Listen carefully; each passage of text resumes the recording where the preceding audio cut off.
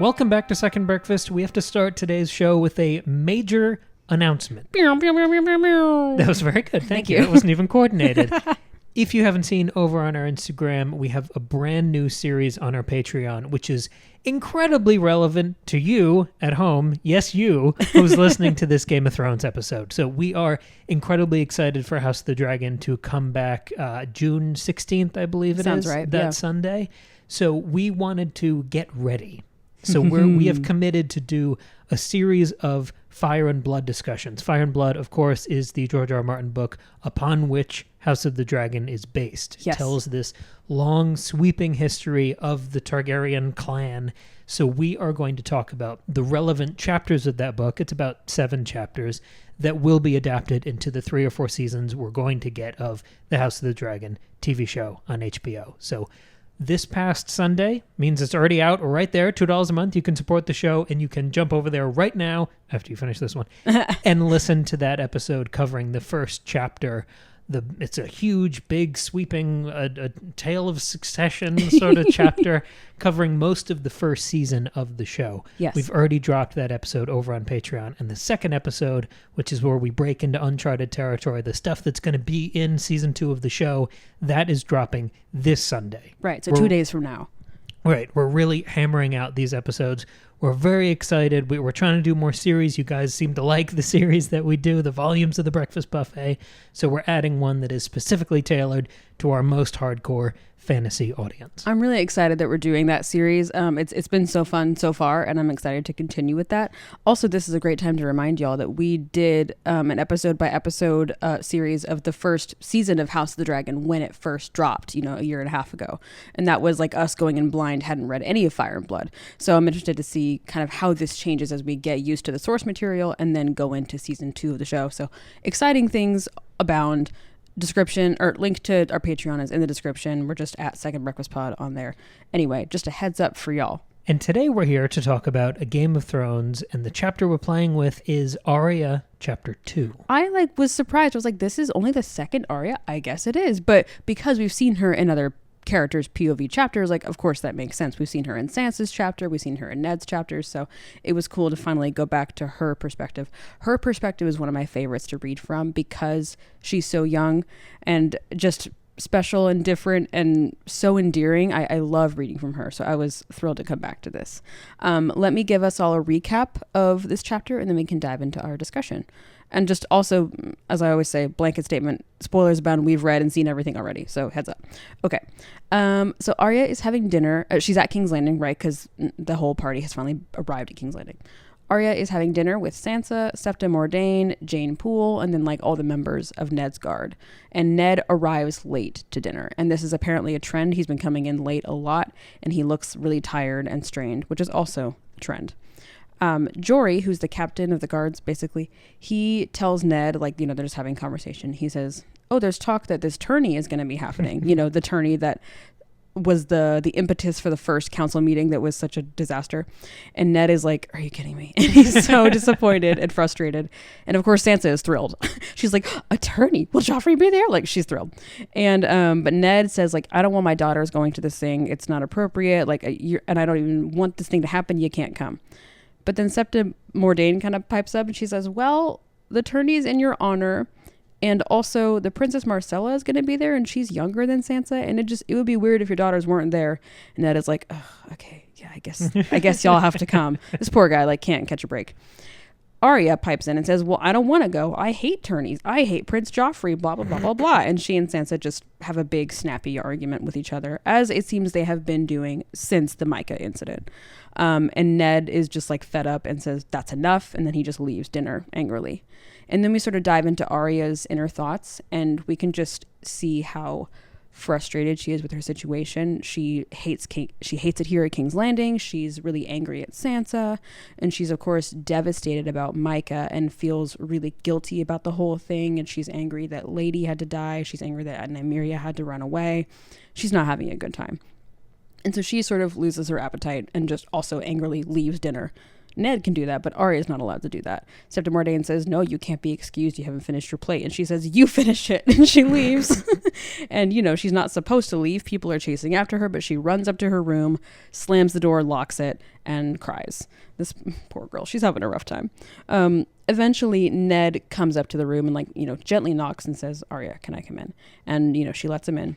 And he comes inside and sits down to talk to her to kind of figure out what's going on with her. And he discovers a needle, her sword, which she had pulled out while she was by herself. Shadowboxing. Just trying to, cling to some sense of control. And Ned's like, where'd you get that? And Arya doesn't want to betray Jon, but Ned figures out that, okay, that was forged at Winterfell. And then he says, I guess it doesn't matter where you got it. And he asks Arya if she knows the first thing about sword fighting. And this sort of triggers the intense grief and guilt that Arya feels about Micah, because she says, I was trying to learn. I asked Micah to teach me and help me. And because of that, it's my fault that he's dead. And she just kind of breaks down. And Ned is really sweet here. And he says, it's not your fault that he died. The Hound is the one to blame. And so is, the Queen, because she's in charge of the Hound. And then Arya just says, I hate all of them. She says, I hate the Hound, I hate Joffrey, I hate the Queen. And she says she even hates Sansa. And she's just, terribly angry and frustrated by this whole thing. And Ned kind of has this sit down with her and says, winter is coming. The Starks need to stick together. He gives her this delightfully famous line about how, when winter comes, the lone wolf dies, but the pack survives. He says we have to stick together and protect each other. We can't be fighting amongst one another. We have enemies here at King's Landing, like the Lannisters, who want to see us hurt and want to take advantage of us, but we have to stick together so that we can, persist against this oncoming darkness and the terrible times to come. And he says that it's time to start growing up. And Arya kind of finds a moment of resignation and says, okay, I can do that. I'm going to do that. And so the next day she apologizes to Septa Mordane, and Ned has let her keep Needle. And then a few days later, Arya is called into the small hall, which is just smaller than the Great Hall, but still a massive hall. It's where they eat. And nobody's in there except for a man who's waiting there, and he has 2 wooden swords. And this is where we meet Syrio Forel, her dancing master. I didn't know this was going to be in this chapter. Kim, I was so excited. I love this character. What a delight. And so he says, I'm your dancing master. I'm going to teach you how to fight at swords, basically. And she can tell by his accent that he's from one of the free cities, and he says he's from Bravos. And he begins sword fighting lessons with her. And then he uses all these delightful metaphors and, plays on words. It's very, what is that? Is that Eye of the Tiger? What is that movie about karate? Yeah. That's what it's whatever. It's like that. It's Rocky. No, shit. The Crouching Tiger, Hidden Dragon. Whatever. There are lots of training montages. I can't. I don't Why watch. would you go for a sports metaphor? No, because there's the one where it's because we saw Challengers. That might be You're what in it the is. sports movie. No, because there's some movie somewhere where it's some sort of martial arts instructor, and they're saying wax on, wax off. That's what I'm Karate thinking Kid. of. Karate Kid. Listen, I haven't seen any of those movies, so you got to give me credit. Thank you for that. That one I didn't prepare that analogy. I saw just the pulled terror that in out. your eyes. I was like, oh god, what's the movie? You get it. It's fun. There's fun metaphors, and that's what the chapter is. That's where we are. Arya's learning how to do karate. I She guess watches the Karate Kid. that's what she does at the end. Cool. So this was really fun. Yes, it was. Yeah. It was a great character study, as all these chapters are. I've got a couple things to say about a couple of characters, and I know you do as well. Yeah, I want to start with the woman of the hour. Let's talk about Arya a little bit, because I'm interested. I think you have more kind of galaxy brain zoomed out thoughts that I want to get to, but I want to take a moment to linger on Arya, because I find when I've been writing notes for the Dune books, this is relevant, I promise. Any chance to talk about Dune? Well, it's more that it's shifted my approach towards these discussions, because we do a chapter a week for Game of Thrones, and that's roughly 10 pages. And then when I'm doing Dune, I'm talking about 600 pages in an episode, right. And you haven't read it. So very different. I structure my notes around quotes there, and that's something I never do here. But I found a couple quotes in this chapter that I just had to write down, and the ideas sort of grew around those quotes. The first one that I wrote down was, and this is the big one, don't ask your men to die for a stranger. And this is Ned's advice, where he's saying, he was talking to Rob, and he says, you have to get to know your men and let them know you. That's why we introduced to this custom that Ned had at Winterfell, where every night he would let a different one of his men eat at his table and be part of that conversation. They would learn what all these different guys did, how the forge works, how hot it is to work with metal. And he's advising that to Rob, but the way that lesson is recounted here, it's also sort of a lesson to Arya. And we've talked about Arya in this shorthand thus far in these discussions with the lens of her whole journey, because we know hers is a journey of identity. It is all about the transience of self, trying on these different personalities and occupations and communities, seeing who she fits in with, right? It's I feel like she has more distinct chapters in her character arc than almost anyone else. So Yeah, I wanted to dig into that. Okay, And I yeah. have 3 examples of how I thought that cropped up in these pages. The first one is you see Arya uncomfortably, acting as the lady at the table at the beginning, and she's pissed. Yeah, she can't do it. She is loyal to the point of rage, fury, loathing, and horrible grudges. Yes. Which is something I highly prize. Me too. I think she reminds me a bit of you and a bit of Brother Samron in this chapter. Love it. So she's forced to be a lady, not by her choice, and the identity doesn't fit. Not at all. She can't wear that skin suit well. She even says it to Ned. He's like, Septa Mordane's doing her best. She's trying to help you become a lady. And she's like, I don't want to be a lady. It's like the 10th time she said it. Yeah. And the second she runs away from that, she's with all these people and she's uncomfortable in a role. She runs away, locks herself in the room. And when she's alone and unseen, she's comfortable as this aspiring swordsman. Right. So, but also like comfortable enough to be vulnerable and cry. It says that's Yes. where she feels safe enough to cry. So already like 3 identities in play here. The next example was Ned kind of shifting between all of the roles he's trying to play right now. He's wearing all these hats as Hand of the King. He's trying to also be a kind of single father. Yeah, right. Where he has to sort of play both roles of the parents with the daughters that he's clearly less comfortable with, just in the way that fathers sort of have a shorthand where they know how to raise sons more naturally than they do daughters, and mothers with, I'm not breaking any new ground there, but he's trying to be Hand of the King, he's trying to be a father, and he's trying to be a friend to his men. Yeah. Because they work for him, but they are all fish out of water together here in the capital. He's also trying to be a friend to Robert. That's a whole other thing. He doesn't know how to handle that relationship. That's a barrel of monkeys. Absolute mess. Yeah. The third one is the Winterfell men. And I wanted to zoom in on this because I think this was the richest part of the chapter for me. Arya is pissed at all of these guys from Winterfell who she really admired and trusted. Yeah. She felt safe around.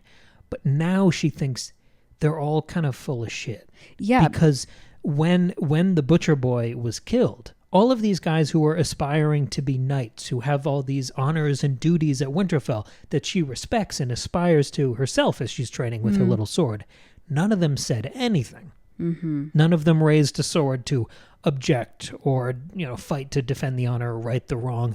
None of them did anything. She even notes, including her father. Yes. Yeah. She's so disappointed by all of them.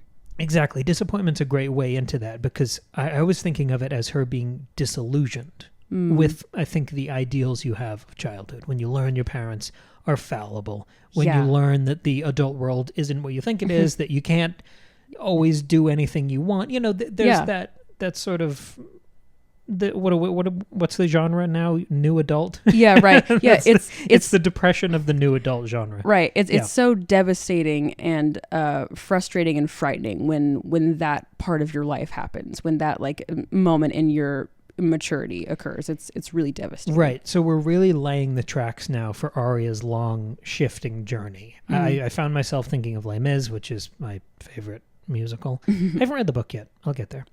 But it's a big one. The who am I line, because we've always talked about Arya's journey being personal identity.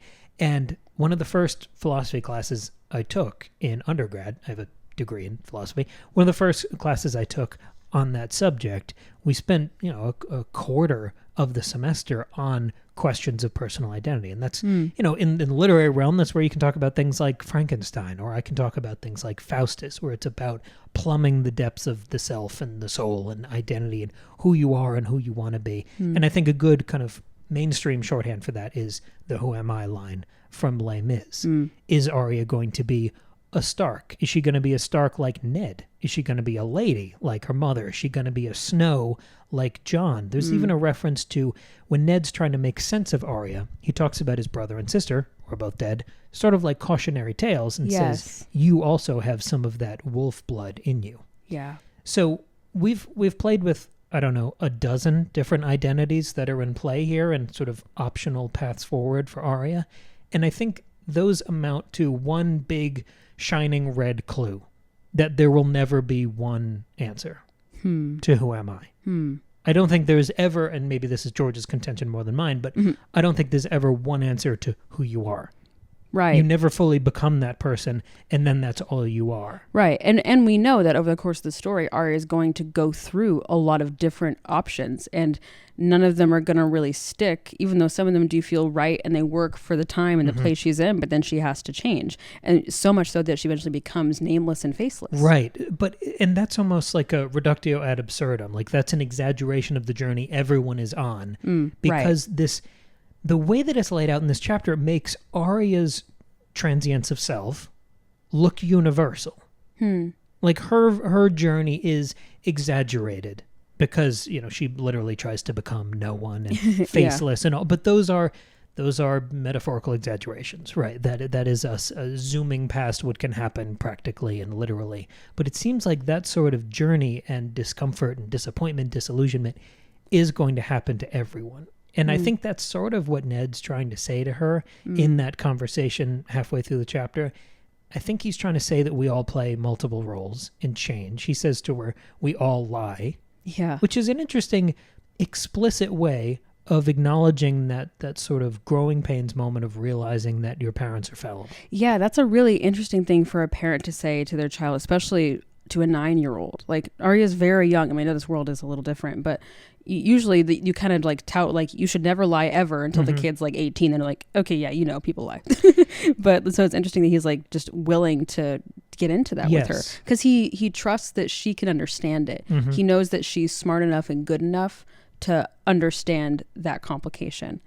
I think needle is the most useful tool in this chapter.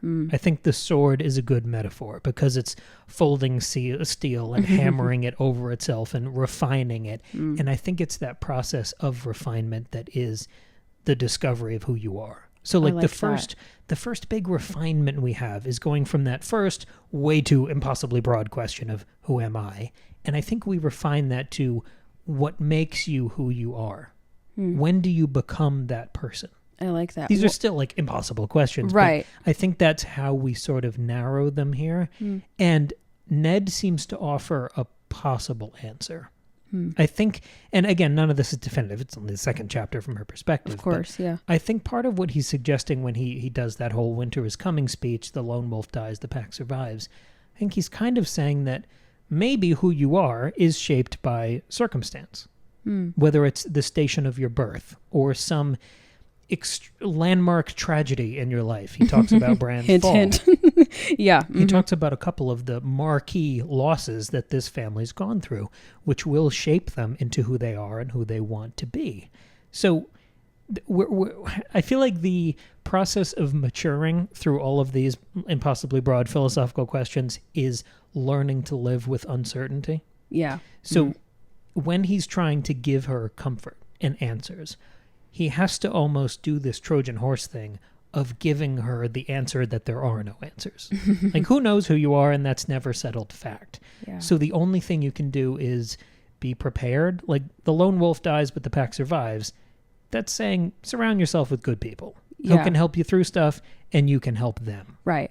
So, like, the process of getting older, realizing that we're all winging it and fallible, he's giving her this sort of shaky foundation that we all have to build our lives upon. But I think that might be the answer. That posture of be prepared, be resourceful and resilient and helpful to people you love, that can be your identity. Sure. You can be defined by those admirable, aspirational characteristics. Right. That don't have to be just about you, but that also is about how it affects other people. Because that's how we describe Ned. Yeah. We talk about him as the overly principled and noble one. Right. Those are those sort of characteristics. I think that's how he's living his life. But then we continue this sort of carousel of identities. As we get to the final scene in the chapter with Serial Pharrell, we get another option for how you can define yourself. And that would be by your vocation. Even earlier in the chapter, all of these men of different vocations at Winterfell who get to sit in turn at Ned's table and tell everyone about their profession, which defines who they are and what they do all day. Sure. This is another possibility. This is another possible future for Arya. And the Swordsmaster tells her, he's asserting this possibility, you are a sword. That is all. Yeah. You're not a boy, you're not a girl, you're just a sword now. Yeah. I like that because for one reason, the way you were talking about the refinement thing, about the sword sort of being representative of that refinement, here Serial Pharrell says that you are the sword. The sword is part of your arm. Arya asks, what if I drop the sword? It's too heavy. He says, you can't drop part of your arm, so you won't drop it. And so that refinement becomes part of her. And I think also that difference you're noting between having the type of identity that Ned's describing, of it being cemented in helping others and letting others help you, versus like these more specific vocations. I think what's happening there, I think that might help us understand the way that Ned views power, because it's about hierarchy, right? Because all of these guys that are sitting at his table are lower in station than Ned is. They all work for him. And in an effort to be a good leader to all of these different people who are defined by their vocation, he has to sort of be outside of his vocation. So instead of being defined by being Lord of Winterfell or being the Hand of the King, he has to sort of embody everything and be a friend to all of these various people of different vocations, if that makes sense. And sort of almost like metaphorically become that nameless, faceless man and no longer be defined by one thing, but be comfortable with and integrated into everything, and then by extension become nothing. You know what I mean? And there's a deep humility in that, because it's an acknowledgement that there are a billion roles and talents that you can't have, which means you need to rely on a bunch of people. Right. So having those guys sit at his table, respecting them and what they do, he can't make a sword, but he can recognize the stamp of the guy who works at his forge. Yes, and understand the importance of the different types of swords and appreciate people for being good sword makers or good sword masters or any of those things, which is so counter to how most people in this world view power and and leadership. Which is why I think this harmony only exists in the micro. Yeah, because when we get to the when we get to the macro, we talked about this in the House of the Dragon, the Fire and Blood episode over on Patreon. Most of that series is dealing with the aristocracy and the palace intrigue the nobility of the Targaryens. None of them have vocations. No. None of them have jobs. No, so they're given different titles, but that's so irrelevant. Yeah, the only title they care about is heir. Heir to the throne. What's your claim? Yeah. The who am I question, where we're talking about circumstance, tragedy, station of your birth, your principles, your job, those ideas flourish in the more meat and potatoes environments like Winterfell. Right. But they're nothing. They're business cards in the capital. And Arya recognizes that. She recognizes that everything is different here. And Ned even says it too, like, this is a different place. It's darker, it's worse. And all the stuff we were doing at Winterfell, it's not going to work here. Even though Ned does recommend you still do the pack thing. And so I'm curious to see how well that really works out in this new place where the things have changed. But also that means the pressure's on. How are you going to define yourself? These who am I questions are fast-tracked by being in this lion's den. Yeah. I was really pleased that in this second chapter, from Arya's perspective, we're no longer previewing Arya's arc and talking about, well, I remember in season 7, this feels like it's going to echo the faceless. Like, we're not doing that anymore. I was sick of that anyway. This is it now. It's begun. We're on this arc now. She will reach full adulthood, maturity. I mean, she has a bunch of other tragedies down the pipe, but when Ned is beheaded, I think that's big for her. I think it's a big moment. That opens her up to certain truths about the world. But I think this chapter, on a quieter scale, I think this kickstarts her adolescence. Yeah, I know what you mean. I really like that. I have a couple of, I'm trying to decide which direction I want to go first, because both of them can work. I think I'll start with the stuff that's more directly related to Arya. Thinking about Ned's beheading, actually. So I was thinking about, I want to back up. There's a moment in the chapter. So does he. Rip. I want to talk. There's a moment in the chapter where Arya is thinking about Nymeria, and she's talking, when she's, saying how guilty she feels about the whole thing with Ned. She also is saying, I had to send Nymeria away. And she knew that Nymeria was going to be maybe punished for what happened to Joffrey. And so she says, I had to throw rocks at her. She kept following me, but I knew she had to leave. And if I want to zoom back out to how we're thinking about each of the direwolf pups and how they connect to the Starks, and how a theory we've sort of, I think, embraced over the course of this read through so far, thanks to Brother Samrin, is that the wolves represent the ambitions or aspirations of each of the Stark children. They don't necessarily denote the futures or the destinies of the Starks, but more represent what they want. And I think Nymeria is doing both here, because Nymeria has to run away in the wake of an unjust murder for her own safety, right? Nymeria has to run away because of not the murder of Joffrey, but the murder of Micah. But it's for her own safety. She has to run away. And of course, we know Arya is going to do that. When Ned is killed, she has to run away for her own safety. But also, in this chapter, Arya expresses a deep yearning to run away. It says she could find Nymeria in the wild woods, and together they'd return to Winterfell or run to Jon on the wall. She expresses a deep desire to run away. So what happens to Nymeria is both what will happen to Arya and what she wants to happen, but not exactly, because it's a little complicated, because of course we know that she's going to run away, but not because she wants to run away, but because she has to. And so it's sort of this, there's an interesting irony here, because as she's thinking about this, the narration then says, a soft knock at the door behind her turned Arya away from the window and her dreams of escape. We know that when Ned is beheaded, Arya is instructed to turn away and not look at Ned's beheading. And so, she does have to literally do that when that happens. And of course, she does have to figuratively turn away from her dreams. The line says, turn away from her dreams of escape. We know Arya has to turn away from her dreams of becoming anything except a vagrant on the run, which is what she has to become. And so she has to turn away from her dreams, and yet she still will escape, but not in the way that she wants to. So it's a terribly sad irony, and it's really tied into to what happens with Nymeria. And there's also when Arya is dreaming about escape, she says that she wishes she could climb like Bran, and she could climb down the wall and leave. And so I think bringing up Bran there, when the last time we saw Bran was when he had this deeply prophetic dream, and we've seen those pieces of the dream come true in the subsequent chapters. I think bringing up Bran makes us really think about prophecy. And so it was sort of like a switch to make me to turn on the signal that, hey, think about what's going to happen in the future with Arya. So I think that's sort of what's happening there. My other thing is to think about how Arya connects with Ned. You talked a lot about Arya's, shifting identity and trying to figure that out in the way that she and Ned are talking about it. I was noting what happened here, and I think another role or identity that Arya is taking on here is actually, I don't know what to label it, but it's something that's really, really helpful for Ned.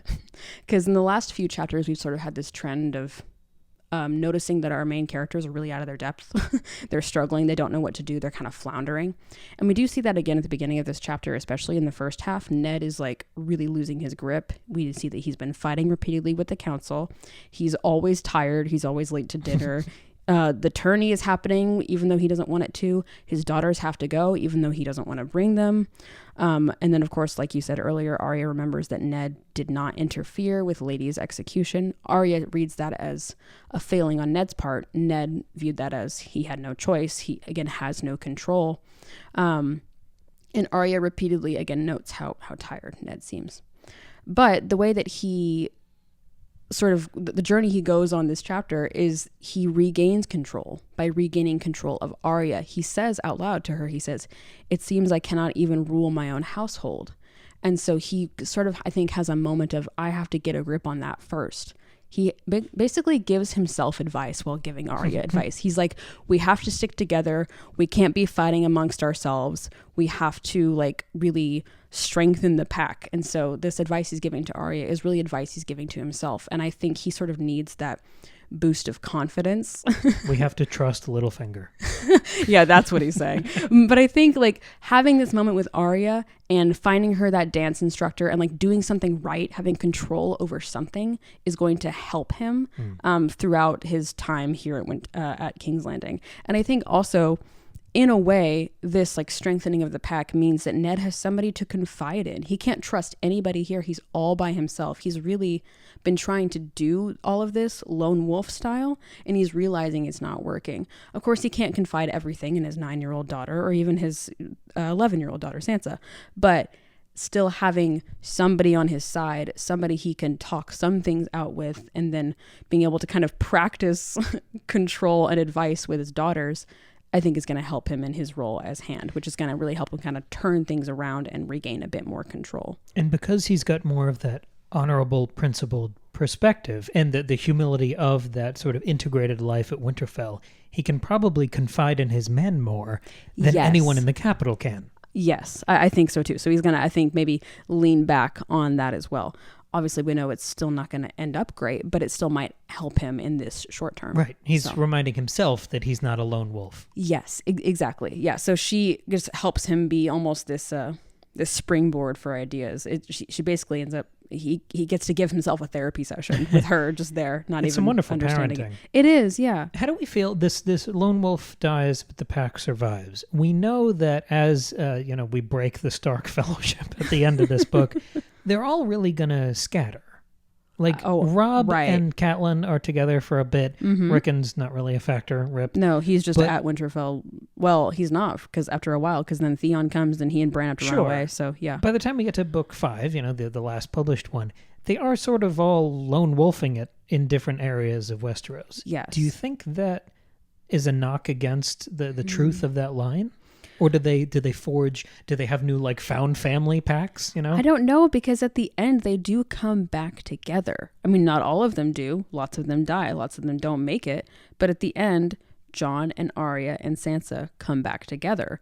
And I don't know what's going to happen in the books, but they say that line in season 8. When Arya and Sansa are reunited, they both say that line together. They're sort of like remembering we have to work together. So I don't know. Maybe it's like the lone wolf can only survive for so long until you got to come back together. Because it's not as pithy though. Right, because Catelyn and Robb and Rickon don't make it. Yeah. And Bran of course comes back together with them too. So they do sort of forge their own packs though. Arya ends up in different iterations. It's her and the Hound, or it's her and Hot Pie and what's Robert's bastard? Gendry, right? And then, of course, when she's in Braavos and working with the Faceless Man, but she still is pretty largely on her own. She might be an outlier in this conversation, but just Sansa something I want to look out for. I don't know. Sansa's really she's around other people, but they're all people who want to kill her. Yeah. So she's just trying to not die. Versus Robb and Catelyn, who are maybe embracing the pack idea the most. And yet they're the ones, and that ends well. After Ned, they're the first ones to die. Together as well. Right. So maybe that's what it is. I think really what this comes down to is the Stark mentality works well in the micro. It works well at Winterfell. When you expand it out, everyone else is playing a different game and it doesn't work. I don't know. I want to open up that question to the audience. Yeah. Do you think that question, that principle of the lone wolf dies, the pack survives, do you think in the long view, the series disproves or validates that claim? Yeah. I wonder if it's like the pack idea only works if everybody is on board. Because you can't be trying to rely on other people if they're untrustworthy. Like you joked about Littlefinger. Littlefinger cannot be part of our pack. If we try to help Littlefinger and let him help us, we know Littlefinger will betray that. And so it won't work. So maybe it's like everybody's got to be in agreement. And that's almost impossible to achieve. Maybe that's what it is. Because all of these Westerosi stories between Song of Ice and Fire and Blood, they're all about implosions. They're all about catastrophe and the end of families and dynasties and regimes.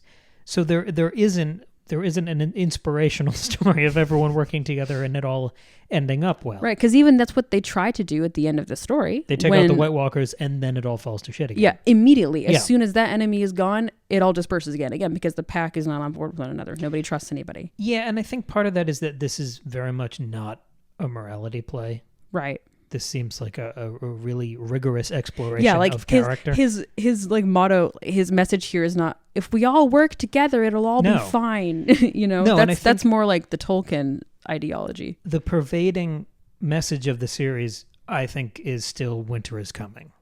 And right. That's just, and you just got to do whatever you need to do to get through that. Yeah, but there's always more stuff to get through. There's always something else horrible on the horizon. It's never going to end. Yeah. And that's not, I don't think that is inherently negative or pessimistic. Right. I think it's just true with a long enough lens. Understanding you're never going to have a moment where the bad stuff ends and then it's all good forever. Mm-hmm. Like you can't like overcome or, work together enough for the bad things to no longer come. So yeah. This was a rich chapter. It was. I got a lot out of this one. I did too. I really enjoyed your identity discussion. That's really interesting. What did you get out of this chapter? Let us know in the comments on YouTube, the comments over on Patreon, or you can email us if you're more comfortable with that, secondbreakfastpod@gmail.com.